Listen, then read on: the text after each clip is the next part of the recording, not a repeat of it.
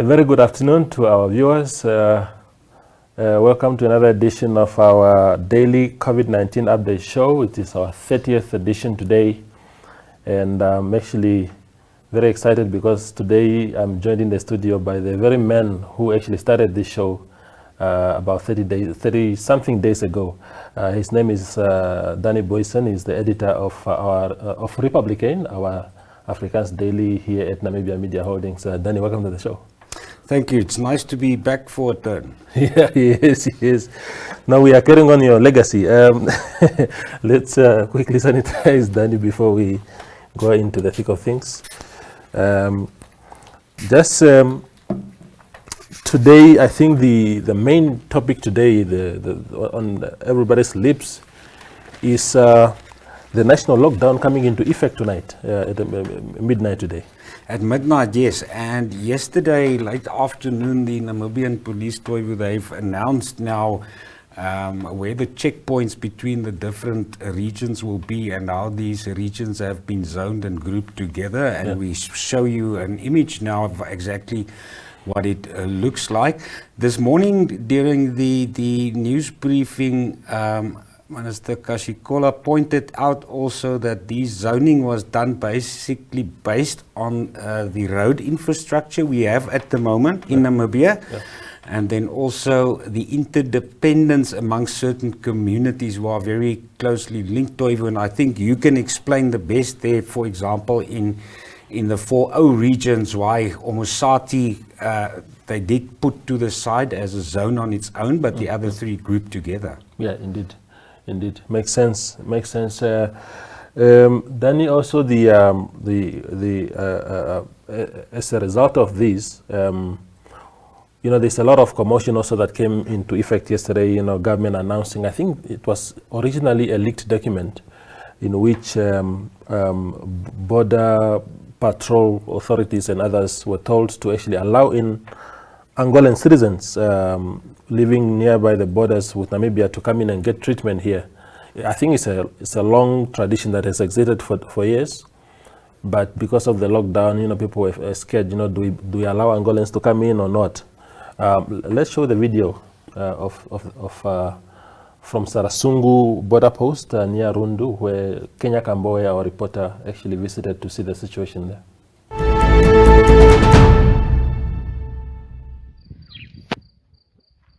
I'm here at the Sarasungu border post, the one bordering Namibia and Angola, just a few kilometers outside Rundu.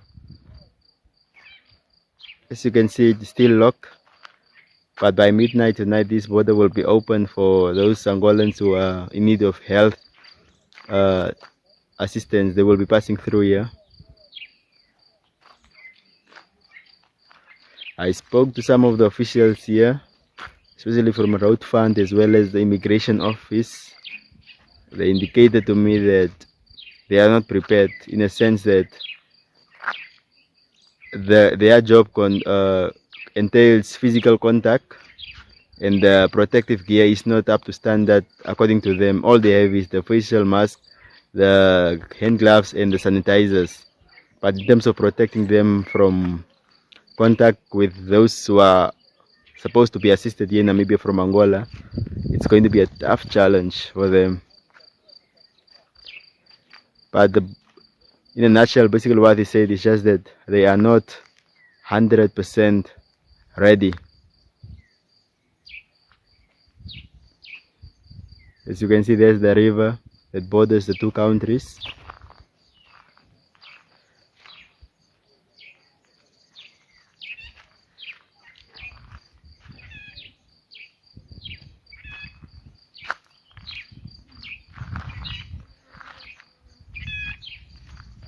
These are the containers where the various ministries are housed.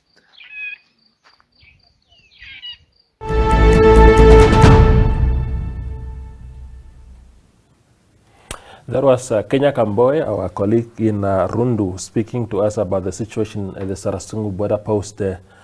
Danny, what's happening there? It just might take quickly, Toivo, and I yeah. think it's important to put things in perspective. Yeah. I think this decision regarding Angolans specifically who are living very close to Namibia and actually are part of these cross-border communities, Yeah. it seems to me at least like maybe the letter was drafted and it seems according to the wording that it's a blanket approval. Yeah.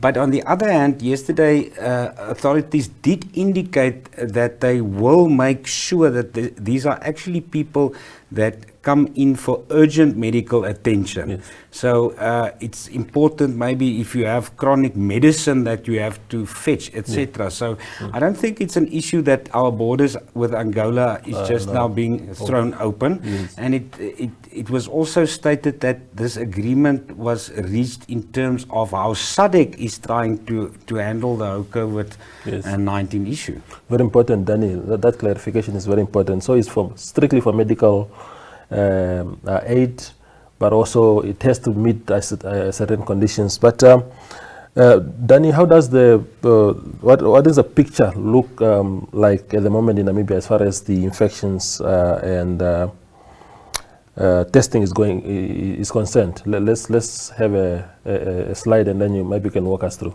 Yes, this morning at the National Communications Center, Health indicated there were no new statistics. We can share with you what we have up on your screen at the moment, however. Now, this is from the latest situation report sent also to the WHO by our Ministry of Health, and that was compiled on 15 April. That was Wednesday evening at 20 minutes to 8 in the evening. So we still see only 16 confirmed cases. The negative results has increased to 448, still 31 discarded, and the total samples tested there 532. My producer was quite quick on that one, but Toivo, just interesting then enough, for the same time quarantine, that number increased a bit. It was about 80 the day before that. Yeah. It's now almost 120, so some new people have been put under quarantine in Namibia in the different regions mentioned there, but also a couple more released. Comas has now got 18. It stood at 17 the day before that. Jupa took in, I think, 39 new persons in quarantine, and at the bottom of that still remains unchanged. The 12 active cases still in isolation at the moment, and then the 4 persons that have, according to our health authorities, recovered. Thank you, Danny, for that. Give me an idea of why are we having these incremental numbers? Is it because we know that nobody is allowed to cross into the countries these days? Is it perhaps people who are seen to have been exposed to dangerous situations, or where are these new people coming from? I think, Toyo, first of all, you must remember any Namibian citizen or permanent resident can return to our country. Oh, I see. So first of all, they won't show you back if you, let's say, you want to enter at Katima Mulilu or wherever. Yeah.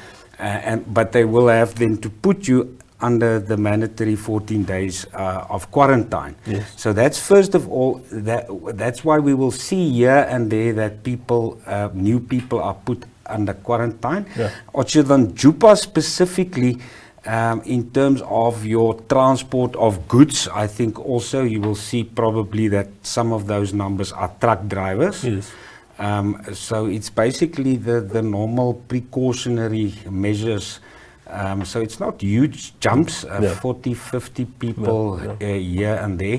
So I think what one must point out, and it's one of my concerns, I think a public concern, in terms of active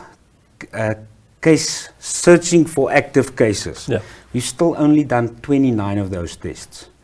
In Namibia, 22 in the Comas region, 5 in Irongo, and another 2 in Karas.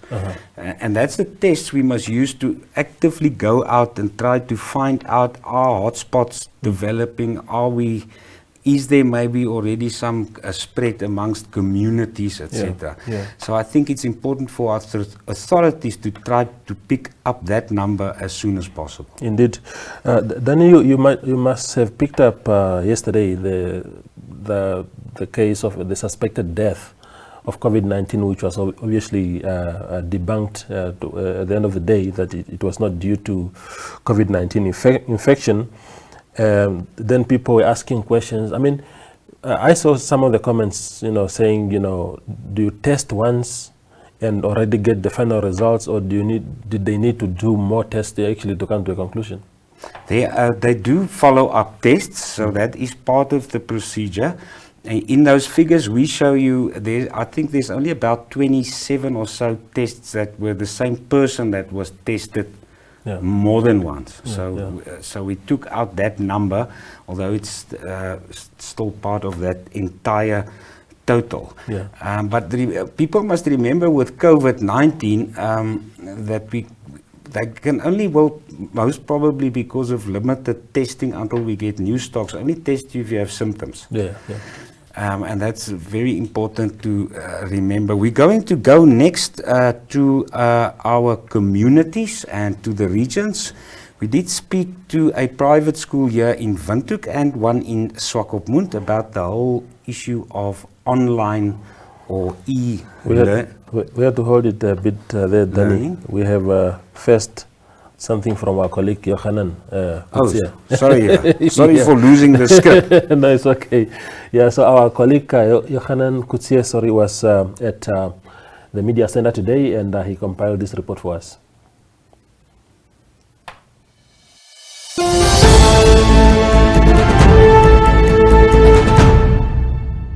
Law enforcement has been hard work. A lot of people have been fined. So, some have been able to pay. Others have not paid yet. But we are very conscious of the fact that people might be infected. And because they are infected, we have decided to say, we'll not put them into the cells. Because they might, again, people coming from outside bring in new, virus to the people that are already in the cells. So they are basically issued with a ticket. And this works like the traffic fine.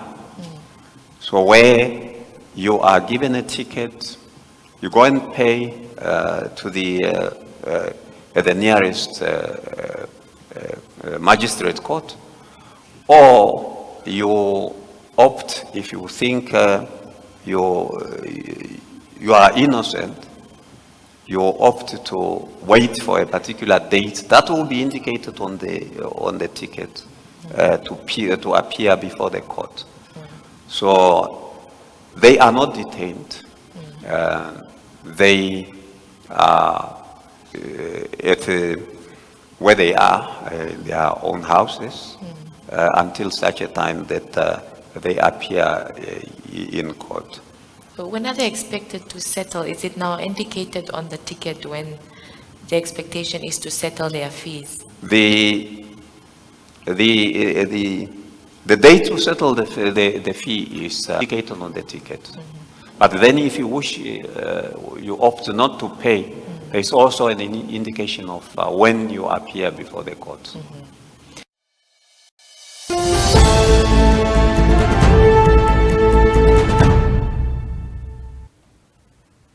That was Daniel Kashkola, the Deputy Minister of Home Affairs, giving a briefing there. Maybe without wasting time, let's give you a message from Ims Moses, who's a boxing trainer here in Windhoek.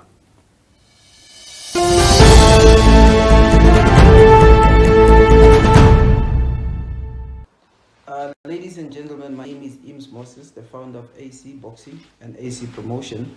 So my message to the Namibian people regarding the COVID-19, I really want to tell everybody to stay home and stay safe. Do everything you can do at home. You can work out at home, avoid being in big gatherings. So just trying to have people that live with you. Don't go and visit people. Don't allow people to visit you because you just never know where they are coming from. So the number of cases are still rising up, and I think it's better if we stay home. This is the only solution we have, and it's better for us to follow the instruction that was given President through the Ministry of Health. And I think we must only move when it's needed to, when we're given direction by the authorities. So to the sport people, keep working out, run on your own, have a group of 2 people to run with, make sure there is 10 meters in between, just for you to be safe. Thank you. Get up, sunshine, move on, that feels so good to me. Get up, sunshine, move on, bring back good memories. Get up, sunshine, move on, that feels so good to me. The way you move, babe.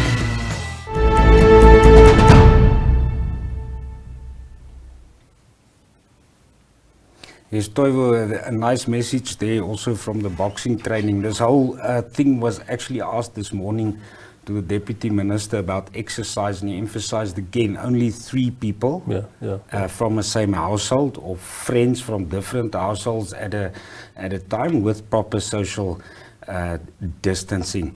And I'm back on script now. So up next, we spoke to a private school in Windhoek and also one in Swakopmund. Obviously, Toivo, at the moment, e-learning and possibilities in this regard, the readiness of school communities to learn online is a main issue. So we have messages from those 2 schools. And we also look at what the situation is at the Roads Authority's offices here in Windhoek.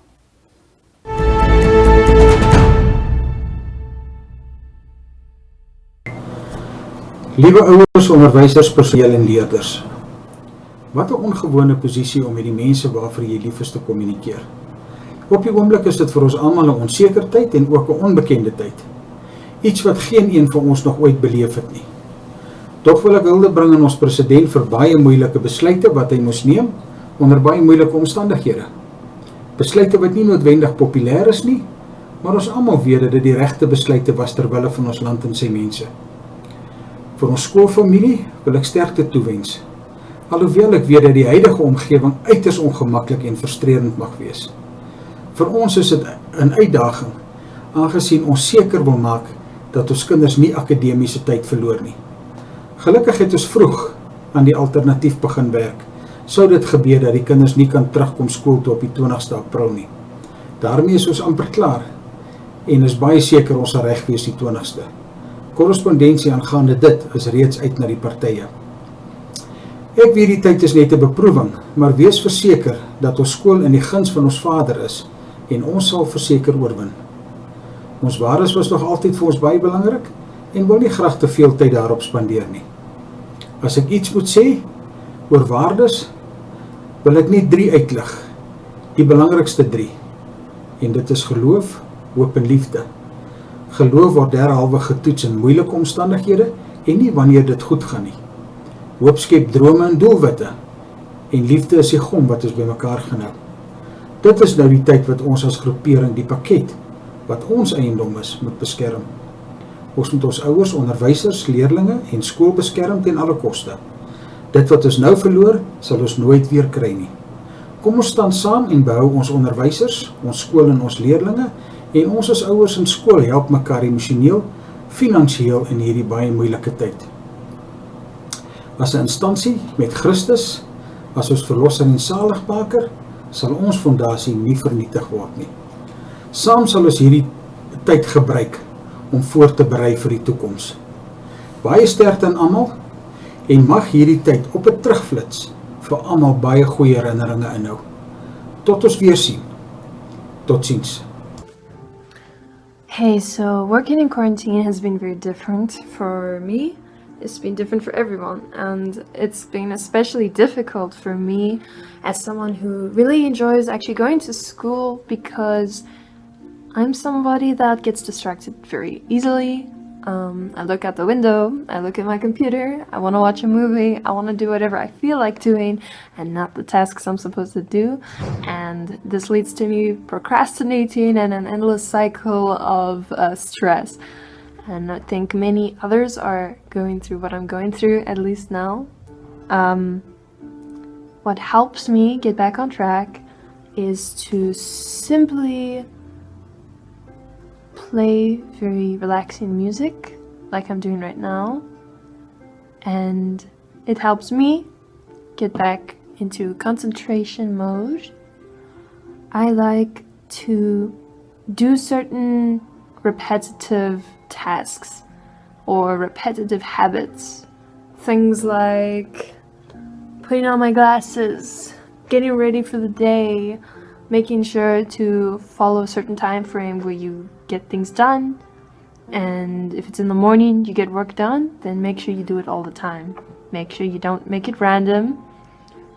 Because I think I spent the first week of quarantine just like doing whatever I wanted.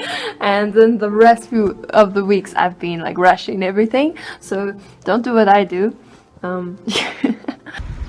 During the lockdown, no one has tried to get their learner's licenses as well as their driver's license because of the restrictions, but we hope that everything will resume and go back to normal after the lockdown has been lifted here in Victor, and then it might be full again. So this is how it looks like right now. Everything is closed.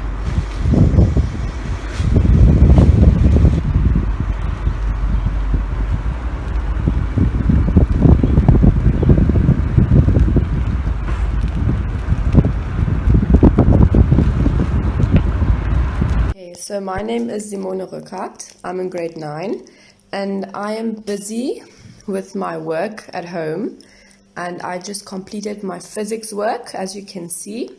So I'm kind of sitting in the kitchen, but it's not our real kitchen. It's like just a spare kitchen. And there's my books that I'm using.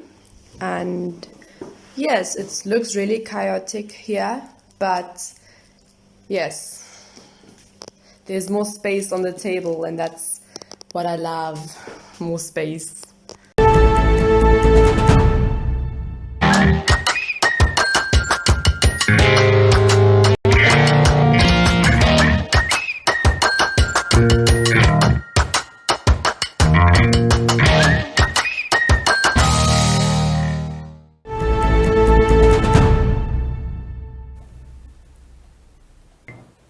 Toivo, what stood out for me there, maybe we showed scenes, yes, about a privileged section of the Namibian community who are ready to go online to learn. Yeah. And but to summarize from the Afrikaans, for everyone it's a major disruption and a frustration.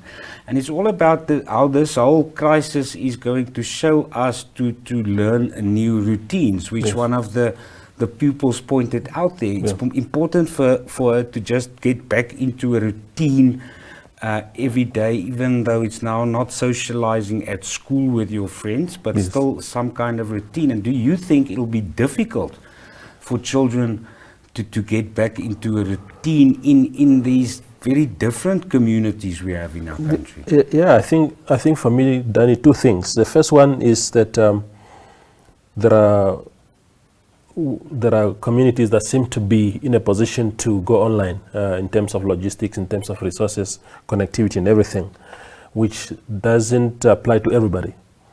And then even those, now the second thing is that even those that have those amenities, just to start and hit the ground running in this new environment of online learning is just going to be a big challenge.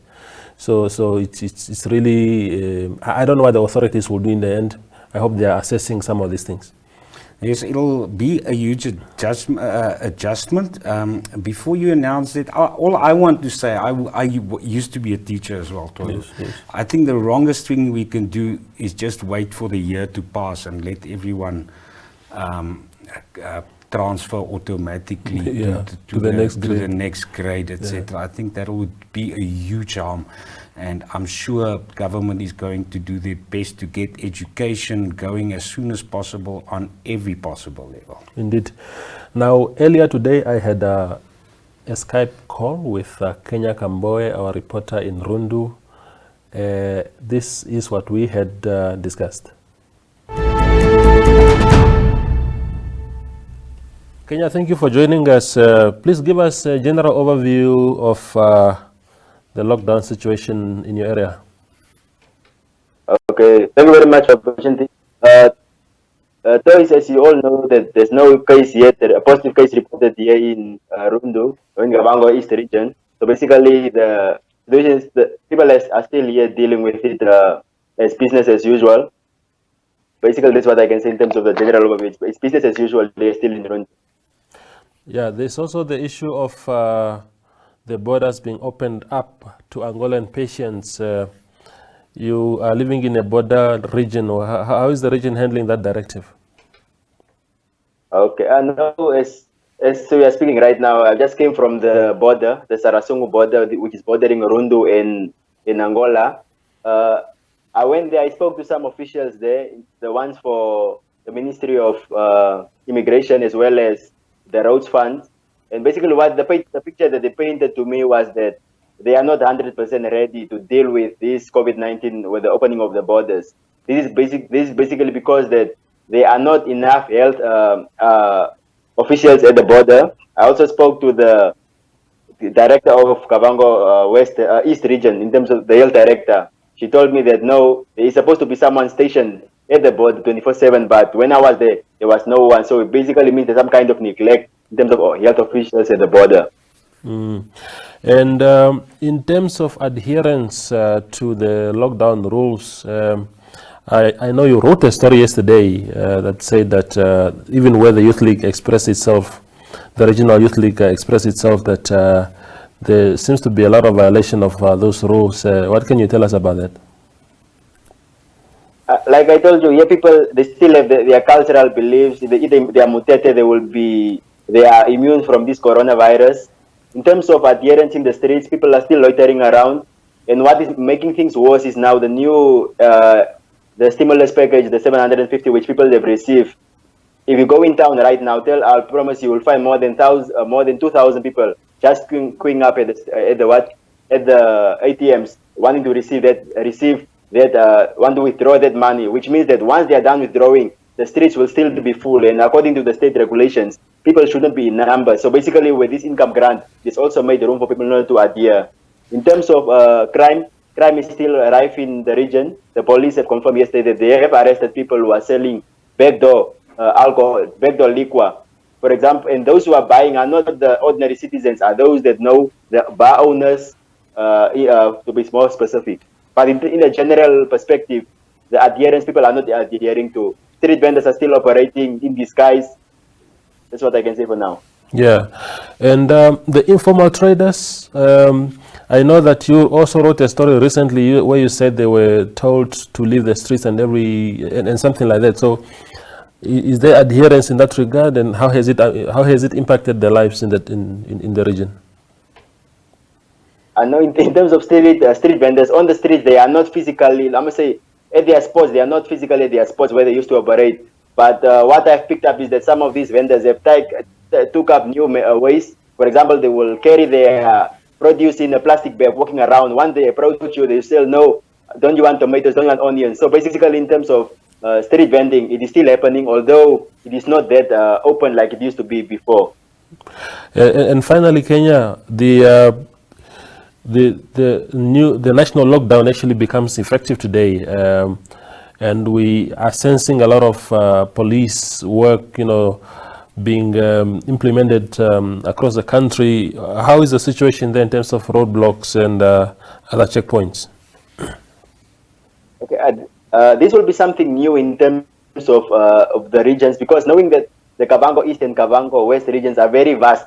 So basically, like for example, the nearest roadblock from Rundu going to Katima on the Trans-Caprivi Highway is 120 kilometers away. So we will want to see how that plays out in terms of, will there be mini roadblocks in between, because a radius of 120 kilometers is too much, as well as going to the side of Kurenkuru. There are roadblocks, but they are far from each other. So one would want to see how it's going to play out.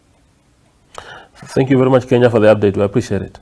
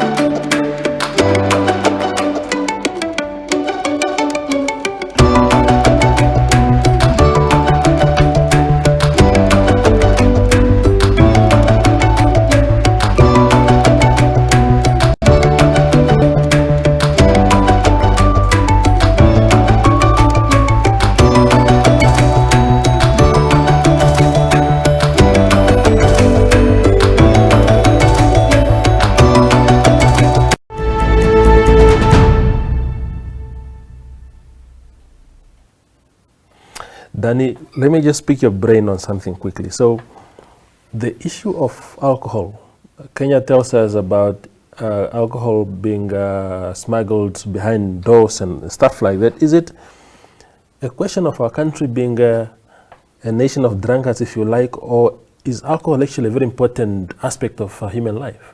Let us not ignore the elephant in the room, because this is one of the issues which people have been talking about for days, normal people.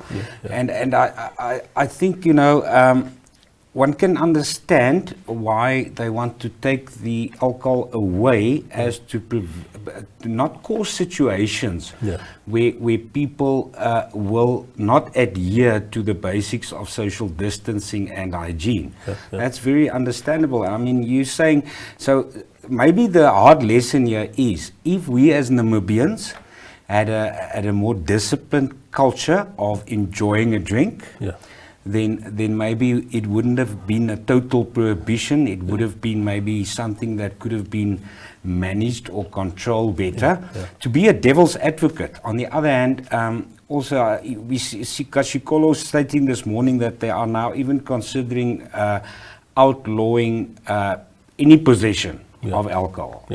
So, as a devil's advocate, I would also ask, shouldn't we be putting a little bit more energy into more important things in the struggle against COVID-19 than hunting every light beer? So I think it's an important issue, and I think people have lots of different opinions. And like Kenya said, the issue is with adherence, because he's saying people in his community in Rundu and surrounding areas are not adhering. And I can tell you, we just saw that traffic advice. I live in the southern suburbs of Windhoek, and yesterday and a day or two before, I saw 2 people traveling on a scooter. So, which is exactly, so it's not adhering to the basics, or maybe the basic information isn't out there. True.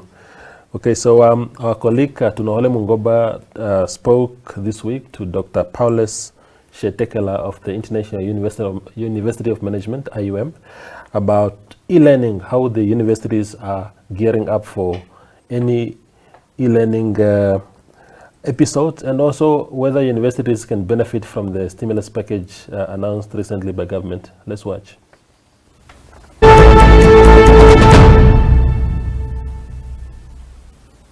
Good day, Namibia. My name is Tunole Mungoba, and welcome to another COVID-19 update, where we discuss how the coronavirus is affecting the different stakeholders in our country.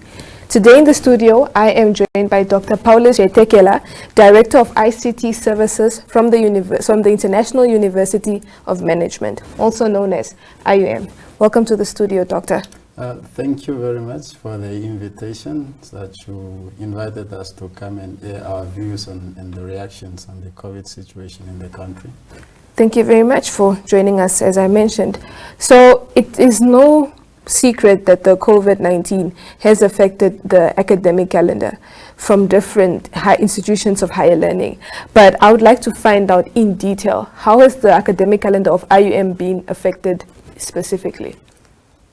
So as an institution, we have an academic calendar which have outlined activities along the year, and we wish to carry out our activities in normal circumstances. Hence, now the COVID situation in the country does not allow us to continue in normal circumstances with our academic calendar. So what we have done as institutions together with management is that the institutions have holidays, which was supposed to be in April, session, and we have a midterm holiday. So we plan to have moved those holidays forward so that the academic calendar is not disturbed. But if the condition continues or the lockdown continues, obviously then we will be affected much heavily than we planned. But we can now go back to the drawing board and discuss and make out decision that would plan for the situation in time of the lockdown if it continues. Okay. Lastly, Dr. Paulus, before I let you go, you mentioned the government should come on board and assist in the department of availing their services, such as to make sure that students are not left behind when it comes to courses that have practical means. So the government has launched, or they're planning on launching, a stimulus package to assist institutions who are privately funded. Has IUM also looked at this package, considering that you are a private institution, and has revenue been affected? Currently, I cannot go into specific details of the finance issues, but I have a specific information that I know and understand from the management perspective of the university. Is that we, in terms of revenue, we highly rely on, academic fees for students that are paying. And if now the lockdown continues, perhaps, and the continuation of classes through online platforms, some students who are not able may drop out, and that also would affect our revenue in terms of now continuing with provision of services. But as an institution, using our e-learning platforms and other online platforms that are available, students can be able still to use this as a tool of gaining knowledge and getting their lectures from the lecturers. So that's where now we stand in terms of finance. We highly rely, and the government is a caring government that we are in. And they have specific platform, as you mentioned. I think the university's management would look into that and come forth to seek, specific. Thank you very much for joining me, Doctor. And we hope that the situation will come down soon, as the students are a huge priority. Yeah, so we also urge our students to make use of these means that the e-learning platform the university has put forward. We understand their concern, especially network devices and so forth. So we are still planning and also in full discussion, not just planning, but in full discussion to find out means on how to assist and make sure that the students at least have something to do during this lockdown, not just to sit home, but the e-platform is there for them to use. It's a, so to say, user-friendly system that they can use. We also sharing guidelines through emails and social media platforms like Facebook and WhatsApp group to them on how to use specific activities on the e-learning platform that we have in the university, both for students and lecturers. And I thank you for the invitations. That's mostly what we are doing as an institution of higher learning, to make sure that education, learning continues in the country for our students. Thank you very much once again. So students, you heard it from the horse's mouth. Make sure that you engage the e-learning platform and you make use of it, as the institution is going through lots of time, and lots of time is being put into these platforms to make sure that learning continues. So from me, Nole Mungoba and Dr. Paulus, it's goodbye until next time.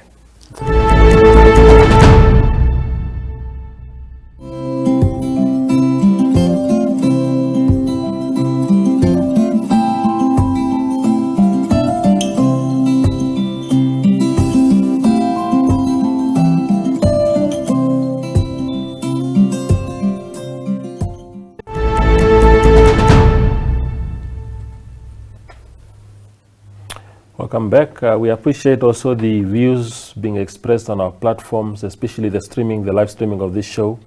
There's a comment here, done by Bianca Roberts, saying, what can I, as an essential service owner, do if the customers don't adhere to the rules of social distancing? Because if we say something, they swear at us, and this is getting seriously ugly. It's a very good question, and I can totally understand that frustration, because the other thing is, especially I think if you in a more of a smaller business, and you're not a big shop where you have 5 or 6 security guards, which you can employ to actually enforce measures. I think it must be extremely difficult.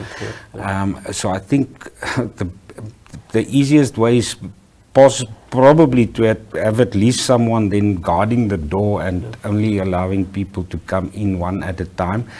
And it's a difficult. So yes, Bianca, we're thinking of you and everyone in your situation, even if it's essential services.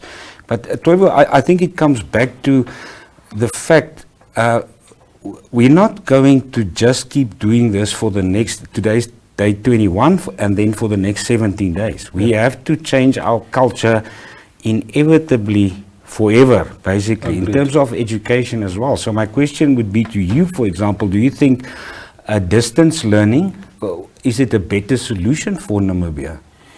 No, I think, for me, we have to start getting into that space, but gradually.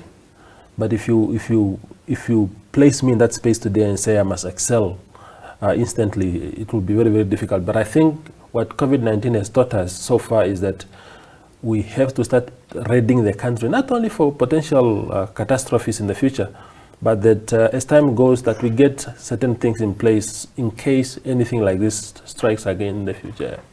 Just to come back to Bianca Roberts there also, I mean, you can phone the police if you have a serious problem with customers. But obviously that creates conflict again, so it's a very difficult issue. So we can only ask and plead with people continuously to please follow what is expected of each and every one of us. Now, Toivo, I think there's a lot of people who do not want to go out of the house to exercise. So up next, we've got some tips for you from Namibia Media Holdings Couch, how to stay fit and healthy.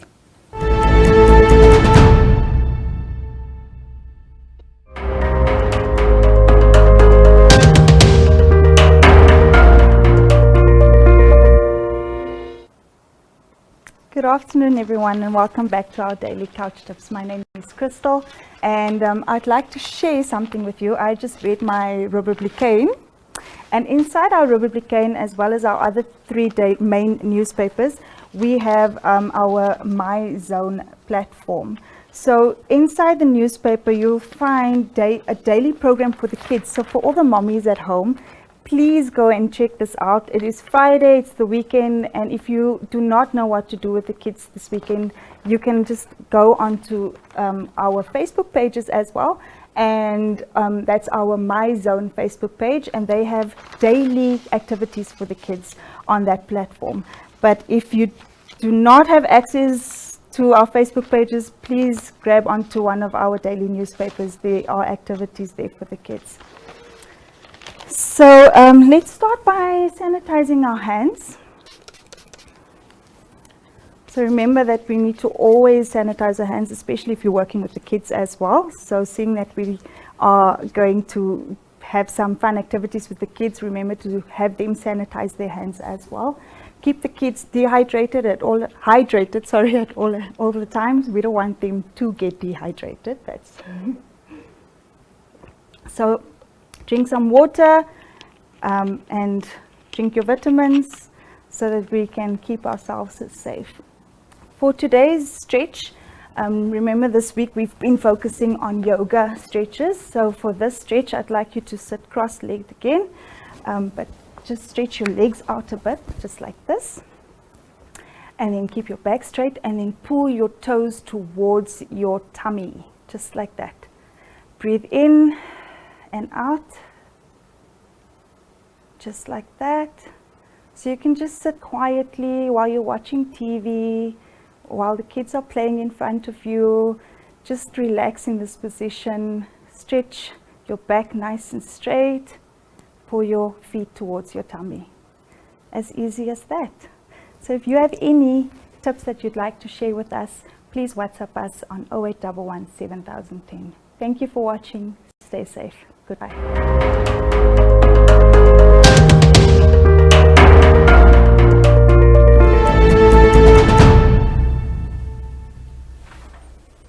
Toivo, yes, we got some new questions also from viewers. Reagan Mario wants to know, what about the VTCs, vocational training? And unfortunately, the authorities did indicate this week that's a bit of a more difficult one. So we'll have to wait, I think, at least until lockdown ends to see the way forward with vocational training. But at least usually the workshops are quite big, so there can be social distancing, etc. And then from Angola, Maxion Happy Montero wants to know, what about us Namibians stranded in Angola? Are we also allowed to come home now? Now, I would like to repeat that. The government has said we are sealing our borders, but if you are a Namibian citizen or permanent resident, you can return, obviously. But that means you will have to know straight away. You'll have to make arrangements, especially because if the border is closed, like with Angola, you have to say, I'm a Namibian, I want to return. They have to make preparations to receive you, because they have to know beforehand, we're going to have to put you in quarantine for 14 days, mandatory, supervised, etc. So as long as you follow the procedures, at least as far as we understand it, you can return to Namibia if you are a citizen or permanent resident. Yes, that is my understanding.